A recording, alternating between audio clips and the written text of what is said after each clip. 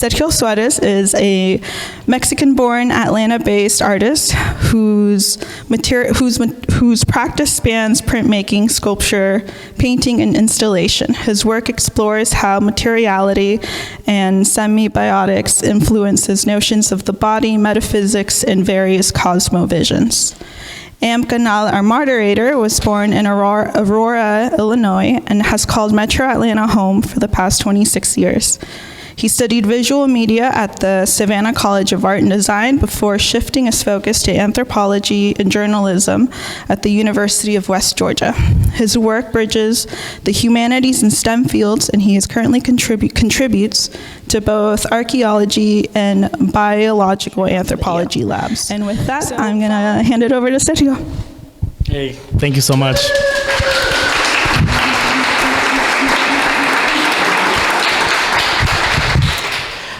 Thank you everybody for being here and come out, in the rain, and also thank you so much for Am to come and chat with me today. And thank you for MOCA for making this possible and facilitating this exchange, and also the Working Artist Project. I've been coming to MOCA for the past 10 years, ever since I was studying undergrad at Georgia State. And yeah, it's really awesome to be able to collaborate with them. And but yeah, thank you so much as well. And yeah, thank you for inviting me, and thank you for Anais also for inviting me for proposing this talk, and everyone in attendance today, and everyone at MOCA for being so warm and welcoming also. Is it okay if I start with reading the introduction to your artist statement? Oh yeah, we can go ahead. Yeah, cool. So, fire in its perpetual becoming does not only consume, it also reveals, transforms, and leaves barely legible marks in the sliver of the visible. Traces of an unseen fire, Sergio Suárez's solo exhibition at MOCA, Georgia, is an exercise in speculative archaeology, a cartography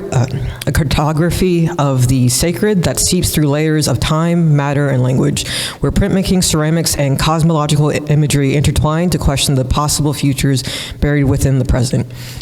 If you have time, please read the rest of his artist statement. It's incredibly beautiful and speaks very much so to the space that he's created. So, thank you so much. And we met actually at the opening of the show, and it was really awesome, and thank you, Anais, for making the introduction. But I really like in that conversation that we had, and I think maybe this is something that we can start to kind of contextualize the work, conversations that we had around time and around also traces, and how that's something that is one of the ways in which we have learned about the past. And in anthropology, you also have material culture that sometimes is not necessarily explicit, and there's a lot of the coding that happens, and I think that those were things that I'm also interested in my practice. But yeah, maybe we should talk about a little bit about the space and also about the title.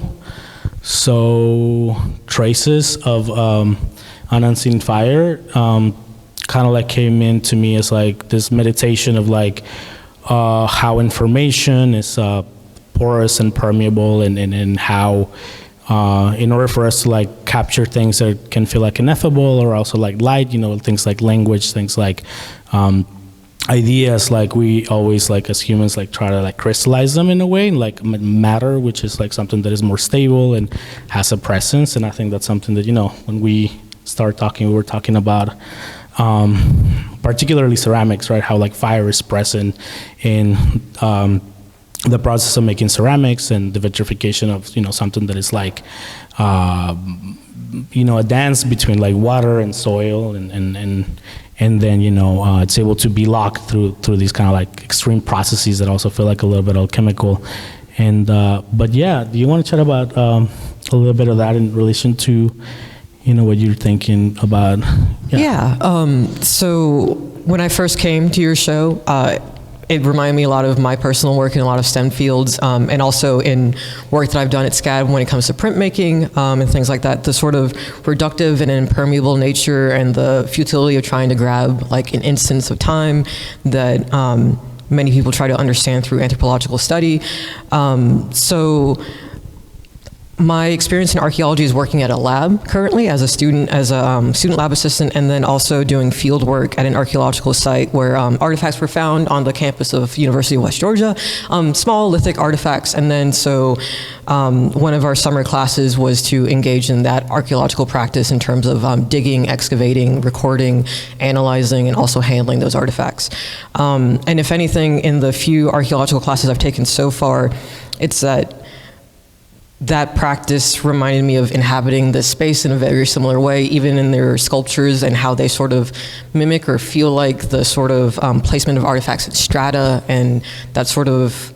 interactive sense of walking in here and questioning or having curiosity over the stories being told in such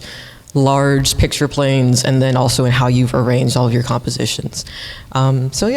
there's that, and there's also just the idea of the iterative nature of telling stories and also trying to interpret them through just the scant bits of evidence that we do have compared to the rest of the evidence that we might find in other locations related to them. Okay, yeah, no, totally. I think that my relationship to anthropology is like a very like I'm a maker of material culture, and at the same time I'm also thinking about like how the process that I use is also one that like is concerned with like the preservation of information. So I definitely like see the parallels in that. So for those who are not familiar with my practice, and like my work is primarily centered on printmaking, which is this like way in which we have been able to use materials like wood or metal to preserve information, and also like use things like mark making and all the processes that can be like chemical to systematize how we produce an image. So in terms of like the exhibition, I wanted to divide the space in sort of like two sides. Like you have this side right here that it's a little bit more about that center, and then this other side that plays a little bit more about like ideas that we're talking, but also I'm thinking a lot about like legibility, and trying to create this kind of like parallel between like how mark making is able to like in a lot of ways it's related to time. It's like a lot about like the singular becoming complex, in addition, and kind of like in this sort of like density. And yeah, so like the show is about it in these kind of like other like two polarities, and where like fire works as this sort of like connective tissue that like you find in like different places, from like the presence of obsidian, which is like the super extreme kind of like physical phenomena that happens when like rock just like cools down from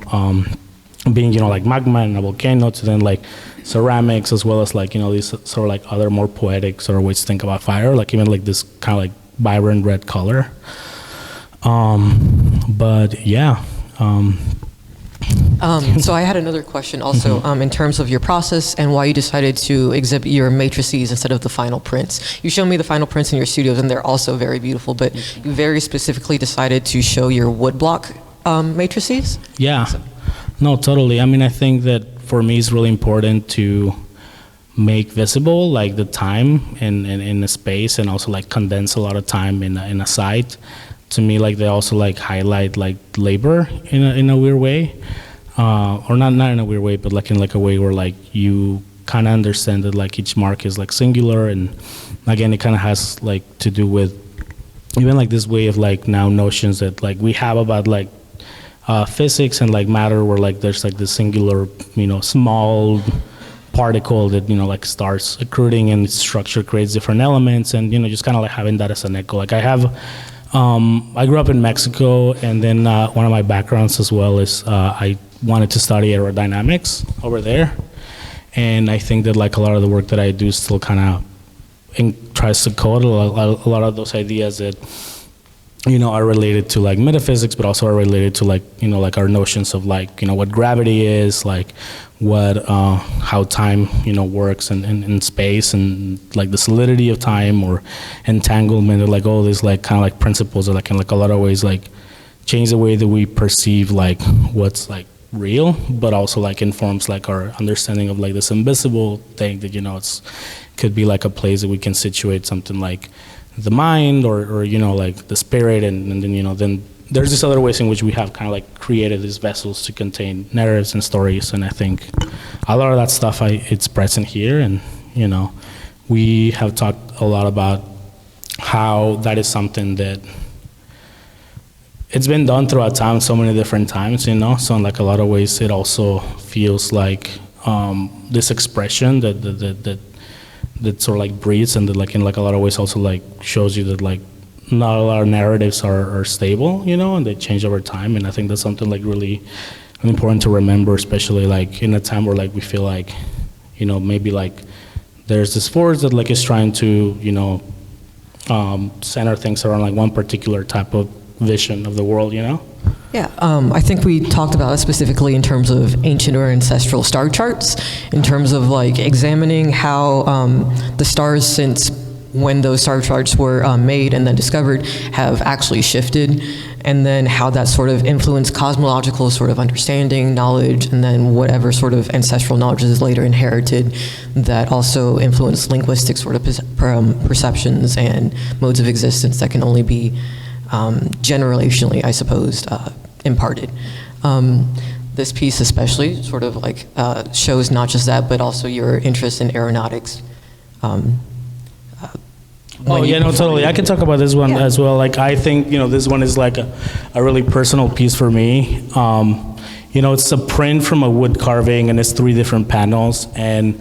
I made it using this app called Stellarium, and it is like a universe simulator. That like you can go, and it's like an app that you can go and like, if you open it up right now, it shows you like the night sky as is currently, but you can also go back and forward in time and seeing like different night skies from different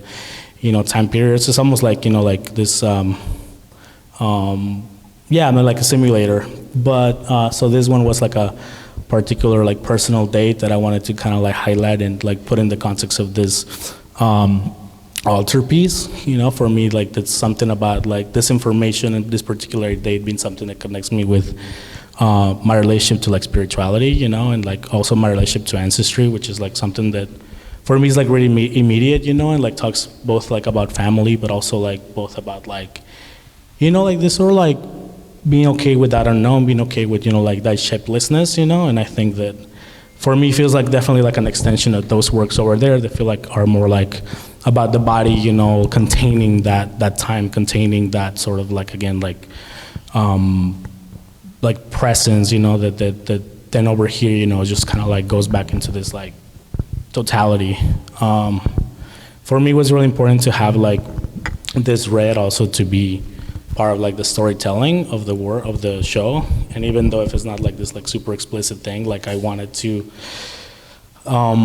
be able to play with the space and be able to have pieces that were not like immediately legible, especially if you like look at them from really far away. Like what the light does is like it does something with your eye that you cannot really read the information from afar.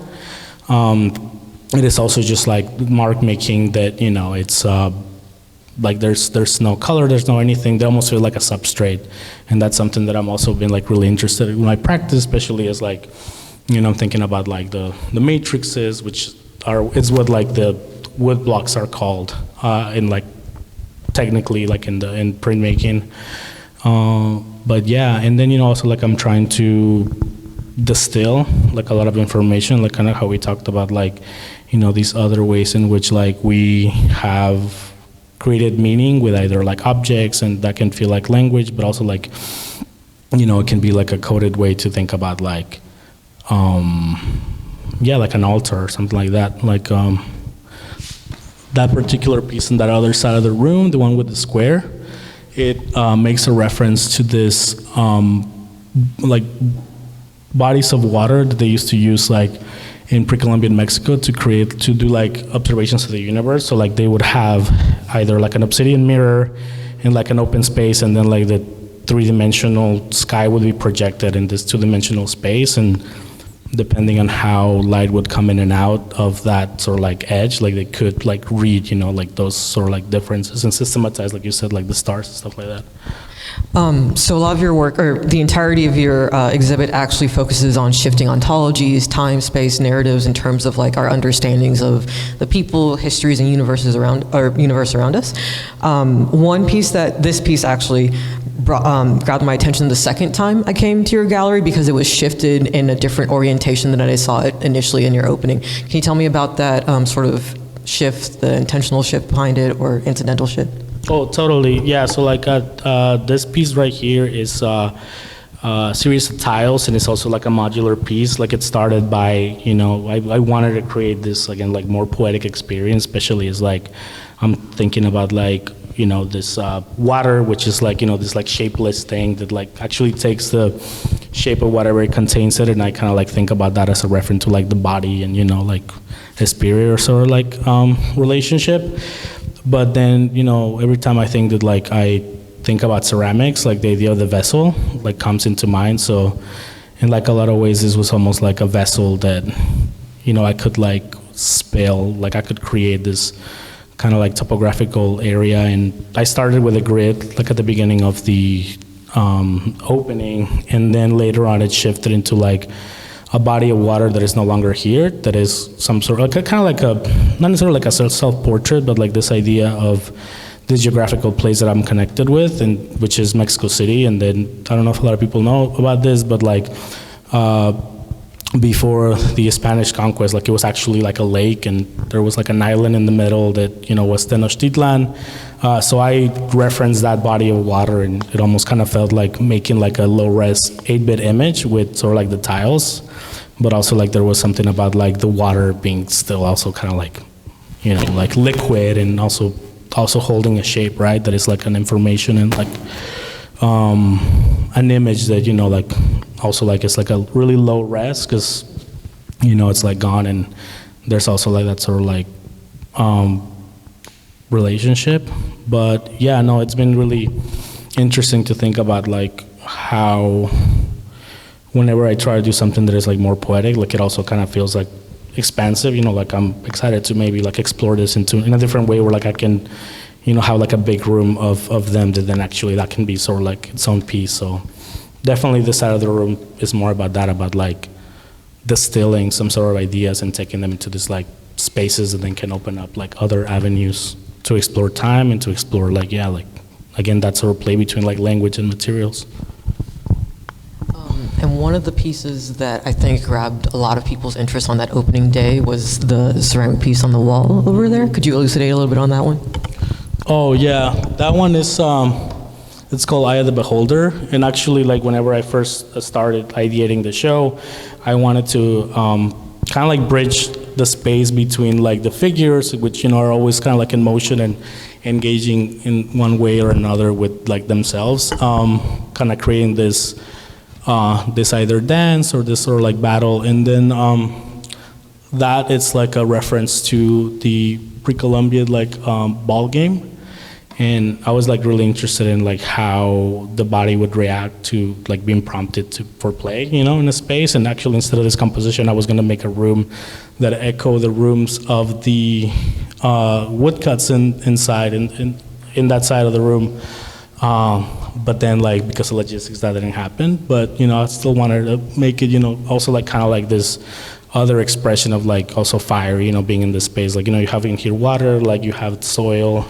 You have this that is, maybe kind of like earth or like, air or like, ether, and then fire rather maybe more like explicitly, yeah. Also, if anybody has any questions and want to like jump in, like please, like we can open up for Q&A now, I guess. Yeah. But yeah, I mean, I really like the reading that you did about, and I think like this conversation that we had about how material culture has always been this thing that we're interpreting, even in like more like fields that are like more like hard sciences. Like there's always this like relationship to how we're like lensing things through the present, and always like projecting, and like there's hard evidence that we can point to about like a particular moment in time in culture, but a lot of the times it's also like this attempt of like storytelling? Absolutely. Science gets this reputation of being hard and fast with certain rules, but it's also a constant debate. Even the idea of linguistic relativity, we were talking about often how a language someone grows up with will often impact how they perceive the world around them and how they also navigate the world around them. So things that are known in English may not be known explicitly in other languages that don't have those same terms or experiences contingent with people that know English very well, or contingent with people that know other languages very well that have specific sort of explanations for very specific phenomena. That in itself, even as a concept, linguistic relativity, when it was first introduced, was more strictly also seen as sometimes a barrier. So when that concept was introduced, the idea was that people that only knew a certain language had obstacles to understanding other languages or other kinds of experiences, but that idea has also itself sort of progressed in time to encompass more, not so much an obstacle of understanding, but a different way of encompassing understanding and existence and reality.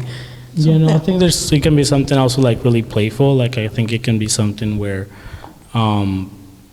as we engage, for example, with like language, like sometimes like I even think about like the different materials that almost like this approach to like translation.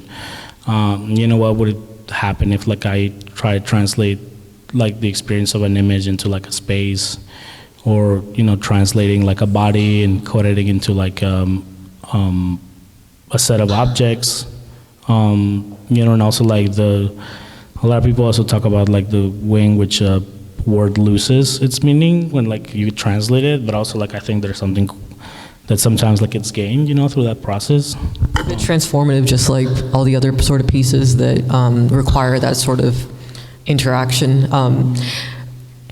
The second time I saw this piece, it was in, not disarray, that orientation really did show that transformative property of it. Did you move the pieces, or did someone else at the gallery move the pieces that time that we came in the second time? It was definitely a collaboration between me and Eric. We were both kind of like trying to like shape it, and then like, it felt like definitely like a drawing with like squares, and like trying to approach this like form as like accurately as I could, but also like that there's the limitations because of like the amount of objects, and sometimes also like the amount of like the angles and like all that stuff, like there was like a lot of editing that happened, but so in like a lot of ways like it was more like this playful sort of thing. Would you also expand that sort of play with the other sort of pieces that are like the ceramic pieces in front of the matrices right now? I think so. I mean, I think like a lot of those particularly like are, just trying to be like at the stage where like they form an asterism, like they're not particularly coded to like mean something. Like there's been other shows where like actually like kind of like build poems with them. I think about them as almost like words, and then like the order or like the type of object that it is, it's like starts kind of telling the story. But right now, like I just wanted to sort of like have this notion that like the objects were like this thing that was coming out of that space, and also like in like a lot of ways that like helped me to think about like one translation, but then also like how I'm simulating this like material like culture. I think that comes from like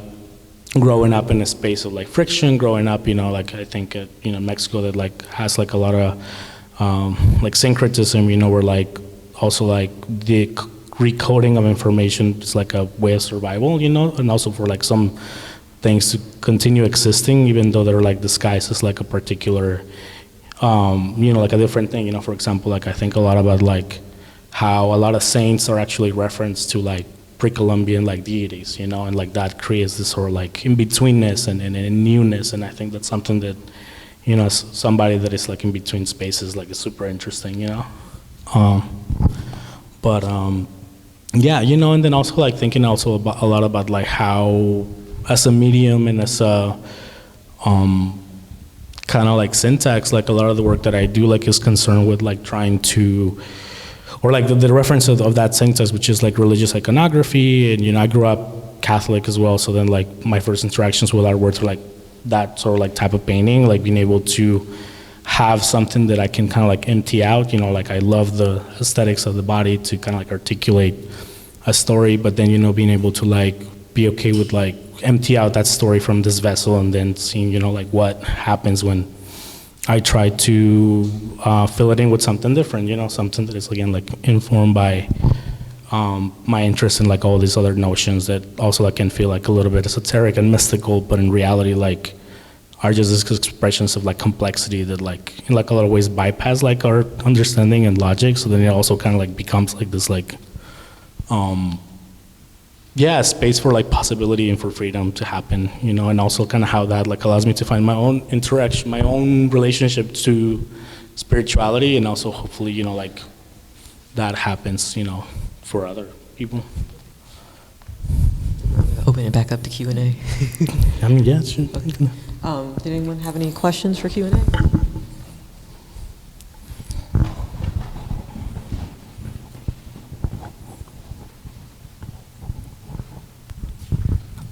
I would love to hear you talk more, maybe concretely, about the big matrices, the woodcut or the formats for that. The nature of the space, you just referenced that some of that comes from religious iconography. It does feel very mythic. You've been working with figures like this that are sort of, you know, I don't know what you would call them, but you've been doing that for quite a while. I guess I'm wondering, how do you think about these spaces? They obviously feel like they're depicting, I don't know what, something, some turmoil, some sense of war almost. I mean, I keep thinking of images from like the Vatican or something, these kind of history paintings, these dramatic things. But how did you come upon this depiction of the body, and what does that do for you? Yeah, no, totally. In like a lot of ways, like I started by, I mean, like I wanted to translate this word that was like almost like impossible to translate to English, which was debrayar, and it is a word that like relates to like our, like the sensation of like losing time. You know, it's related to like wonder, it's related to, you know, being in this like psychological space of flow. And then the way that I started was like sort of like thinking about like, again, like emptying, you know, this sort of like explicit narrative that, you know, I find in religious iconographic painting, either like, you know, like the parable of, you know, something, or the position of Christ and all these different things, and to like be able to try to reach this like ontological space. Like I was just taking out like all the specifics, you know, like from the clothing to like architecture, and I wanted to like also like start exploring like structure, and you know, I came to this place and you know, kind of like by subtraction, and then I realized that was like something like impossible that I was trying to engage with, you know, like try to like scratch into the, you know, like this sort of like topography that like at the end like it keeps shifting, you know, and that's and for me right now, like I think like a lot of them are like meditations and like how energy it's moved, you know, and also like how I think of them as these bodies and this figures not necessarily as characters, but as like cosmic forces. And then that in like a lot of ways has to do also like how the body's porous, like how there's not necessarily a separation between like materiality and like what we think about like us, like in like a lot of ways they also come from like thinking about this like sort of like metaphysical space that, you know, it may be something that we occupy after like a space that we go to like after we die, or like this barred-like space. So it's definitely informed by like these sort of like this unspecified space, and for me, I think that it also that like helped me as a way to like process like a lot of things that are happening like contemporary. Like I think we're bombarded so much by like images, you know, and like this sort of like chaoticness, and to me like they help me sort of like organize particular things and be able to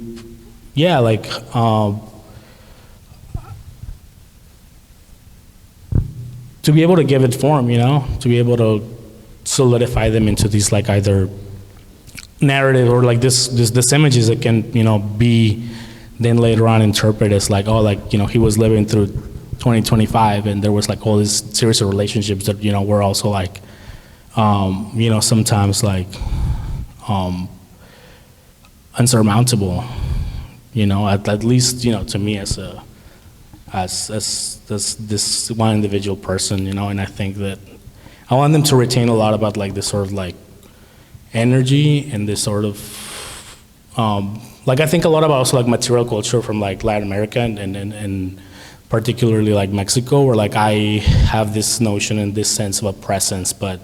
a lot of this specificity is like eroded, and that did something to me. Like I thought about whoever was making these things and what kind of like this empathic experience of like, you know, like this was a human that like also like I'm not gonna know anything about. So also like seeing myself as that person, you know, in the future as like, okay, this is this maker, this conscious, you know, but after a lot of time, you know, that kind of like gets, I don't know, like forgotten. I think a lot about like the role of memory and like forgetting and in our psyche, and how that's also like part of this like recycling. You know, it's not until recently that we're able to like preserve so much information in so many crevices that again they become like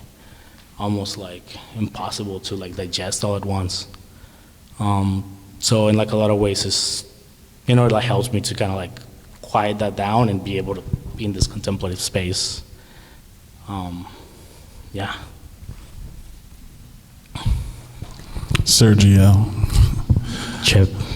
Your work for me has always been about material translation, and I'm always thinking about language when I see your work. There seems to be an incredible tension between translating things and narrating things. And so I'm very curious when you decide to translate versus when you decide to narrate. Contextually being that we know a material because of the context that we have with it, and that seems to be something very present in your work.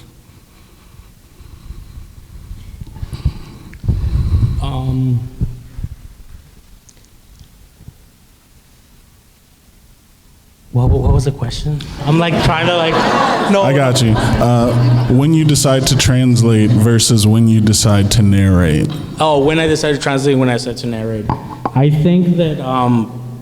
sometimes I'm doing both and one at the same time. I mean, I think that the work also comes from like this like really personal space, you know, that is like, that I try to keep, you know, in like a lot of ways private, but also simultaneously like, you know, I'm like working through it, and I think that like in like a lot of ways I love like these games that kind of happen when you move between the material and then like the image, and at the end of the day I don't think that those things are separate, you know, like translating and telling and narrating. I feel that I'm doing both in the same and at different degrees, you know, like almost like as if it's a gradient. But, you know, at the end of the day, I think that there's something that, you know, we feel when we see a body doing something in space, and then that's an empathic reaction, and also like, in like a lot of ways feels like you could be whichever body you feel like you're, you know, in the composition as well, or like in the works. And then in terms of like translation, like, I think there is something about like, just like really loving like poetics, like the poetics of materiality, the poetics of like symbols and allowing, you know, like those things to emerge in the work, but also, I don't know, like having also this like scientific undertone where like everything is an experiment, you know, and like nothing is sort of like still and stable, and really embrace that, you know, this kind of like phenomenological like approach to, you know, what happens if, for example, like instead of like using clay to create a form or a vessel, like I carve into it, is like what are the parallels that exist between those two languages and how that connects with the wood carvings. And then also like, for example, like this particular one, like these two particular ones, like what happens when like material, like in like a lot of ways experiences is like trauma, and like the legibility of an image, changing, and also sometimes being reinforced by those sort of like fragmentations, and like what that says, like right about like information, and the way that this kind of like narrative has been like porous through time and moving through, like all these different like membranes. And like those membranes for me are like our materials. Yeah. Thank you, Sergio. Thank you. So something that I find really interesting about your work is the interest in storytelling. And I was wondering how often you come to a piece with a story in mind. I know you mentioned like parables earlier, or if sometimes while you're working on the piece or after it's finished, the story kind of reveals itself. I think afterwards, and sometimes it's like a year or two. I mean, I have like titles that are sort of like try to like push people in a certain direction, but not all the time it's like, oh, like I have this like narrative and this idea, I'm gonna have to, like sometimes like it's almost like choreographing like a dance or like a still image. So like a lot of the times, like afterwards, like I see like maybe like there was like an unconscious thing that I was thinking about, and then I realized that it's like explicit in like the way the two figures were interacting, or sometimes it's also like more open, and like it's like a dance, like how like do we require sometimes like meaning from seeing like a dance, or is it about like that particular tension and like the way in which like the body in the negative space sometimes like like engage with time with time with like a slice of time, but I think like a lot of the time, like especially like recently right now, I'm thinking a lot about like how, and this is not necessarily like a narrative, but it's like how do we engage with time, how we think about like time as like this like linear thing, and how sometimes in reality, like we occupy the present more as like the surface, and there's a buoyancy, that like things have like either entities or like humans and into being in the present. So thinking a lot about it as like the bodies of water as like a reference to that sort of like present moment, and then the buoyancy of things being like the past and the future, and like trying to like create a surface that we're like comfortable with, and a surface that like feels like in like a lot of ways like freeing.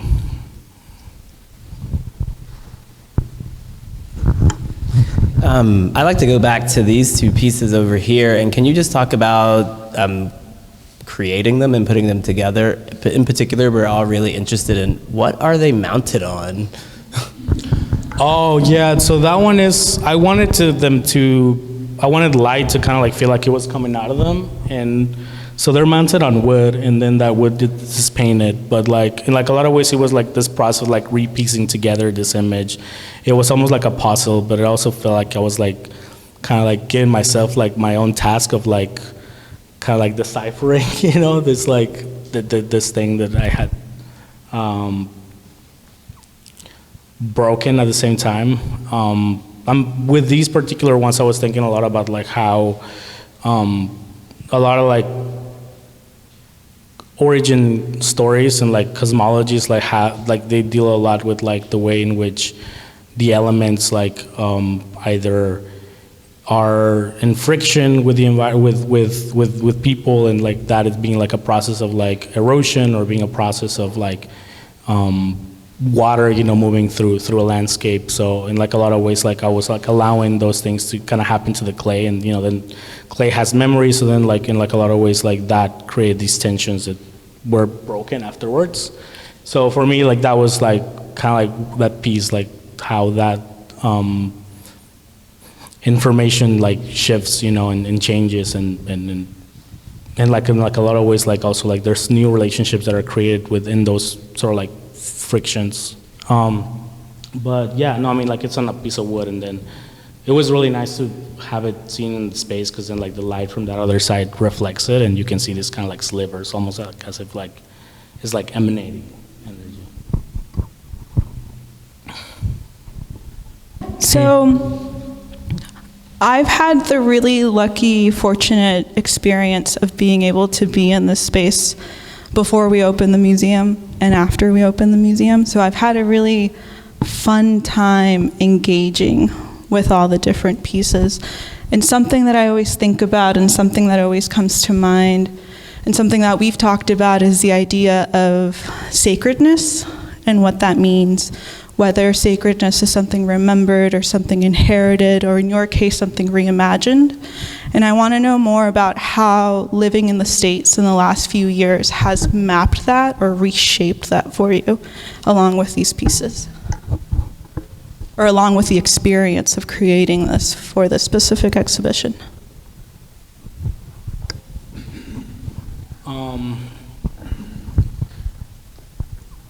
I think that for me, like, it's a lot about like this like necessity, like preserve, and like this necessity to crystallize a presence. And I have found it, you know, also like allowing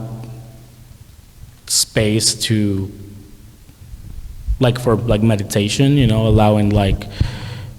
something not like fully resolved to take place in your psyche, and like a lot of ways feeling like the gaps of like expectation and also like this necessity to like suspend this belief, like that comes a lot into it. Like for me, it's my relationship with time. For me, it's my relationship with my own, you know, body, with like the body of like my immediate family, like ancestors in that way, but also like, you know, this kind of like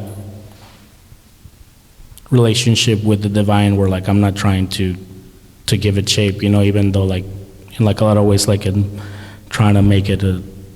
not necessarily like an object, but like a, like create these vessels, you know, like I'm leaving like little parts of me like in all these different spaces. And also like I feel like that's something that we do, you know, with each other. Sometimes we have these spaces that we share and these like narratives that are like legible because they have that sort of this sort of, what's the word? Yeah, like they're shelter, you know, they're fragile, like they're special. So I think, you know, and for me, like moving here into the US, like it was like almost like I don't know, like at least it's, you know, I was completely occupying like a different cultural and psychological space, you know, to like also seeing how that was something that like felt like the supernatural way of engaging with like the space that I inhabited before, and like how here like there's, you know, like a different relationship to it. But like, the art also has given me sort of like the opportunity to like create that relationship for myself, and then also, you know, maybe build it with others, you know, build it like in community. Like I think like art is one of the best places to sort of like exercise empathy. You know, because in the end, like we're all kind of like in a space that is like conducive for us to be like vulnerable, for us to be, you know, sometimes like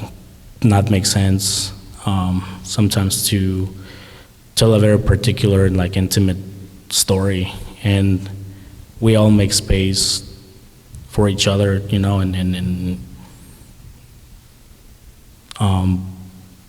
and we also like all care for each other and like the stories that we usher. So that to me is kind of also how I find it, you know. But thank you. Does anyone else have any questions? I feel like there's this meditative quality to ceramics and printmaking and getting lost in the act of creation, especially when you're connecting with ancestor or time and these ethereal concepts. But I guess I wanted to ask if you find an illusionary quality in the act of creation and losing your sense in time for the creating of these large matrices and these like multiples of the tiles, and if you if you feel a spiritual connection to the private act of creation versus the public act of presentation. Yeah, no, I think that there's always like two relationships in making work, and one is like me with these, materials, and then this spaces, and like, creation sometimes is also like a very private thing. And then on the other hand is, like the act of like, I guess like trying to trace like the logic and the ideas and like the decision making into, something that is like public. But to me, like I think that like moments like this are able to like balance both, and like, for example, I have things that are like this, like that can be conducive, for, like, and especially like spaces that like we're able to like exercise, like a different sort of speed, like that can slow us down, that, we can maybe like exercise reverence, like not to any idea in particular, but, just to like this sort of like slowness, in a different relationship to time. And I mean, that's something that like happens to me when I carve, because it's like such a time. I mean, like, this is one of those things that I cannot rush. Like, I really like sometimes how, like, and this is not like a diss to painters or anything like that, but there's like an immediacy of like that you engage with in your movement and in your, but, in this way, it's also like almost like this meditative kind of state, and they can also both be meditative too, like, where like you don't even think about like, when your body's like sometimes even like moving or dance and stuff like that. So they're like definitely different modalities, but yeah, like I think like I'm really attracted to this kind of like repetition and like not necessarily monotonous, but just like this like constant like moment that keeps repeating. Like before I was gonna name the show like Traces of an Unseen Fire, like I had this other idea that then didn't like make the cut because I felt like it was like this like sort of like more personal thing, but it was like rituals of persistence. And I think that maybe encapsulated that other thing that maybe I just kind of want to like it's more that one-to-one. Yeah. So does that persistent repetition feel reverential of ancestor and spirit to you? Does it feel, does the act of repetition through creating your art with your mark making and carving, or through the creation of the tiles, either way it's repetitive and, like you said, meditative. Do you feel like there's an almost reverential trance when you're kind of in the groove of creating and mark making of any kind for long periods of time? Because I know work this large has to take long periods of time, Yeah, no, it feels soothing. And then sometimes, I think it also connects me with like ideas like we're talking about, when you feel connected to a different type of time, like a deeper time, a time that is like not just this like immediate thing, but like, in reality, like it connects me to a type of time that, it's like deep and it's sometimes like cosmic, even though like also like in relationship, like it's nothing, compared to what the time that, like the earth has experienced or will experience, and this other like, I don't know, also like tempos, that kind of happen. Like, we talked about like the way in which ceramic, it's able to hold form, but then like later on, like, it all goes back to like being, I don't know, this like kind of like dissolution. So yeah, no, there's definitely parallels there, and also like parallels with spirituality too.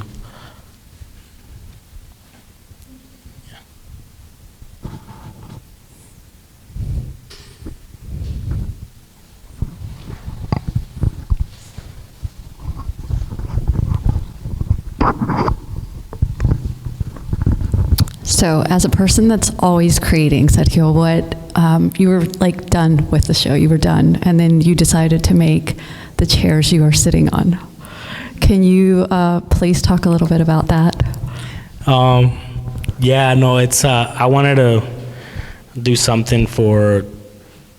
kind of like mark like the talk, and also to share, space with and make it having been a cool thing, but also yeah, I mean, I really like, I have to be busy and make something, and I think this time, like, my it got expressed that way. Also, like, it helps you procrastinate too,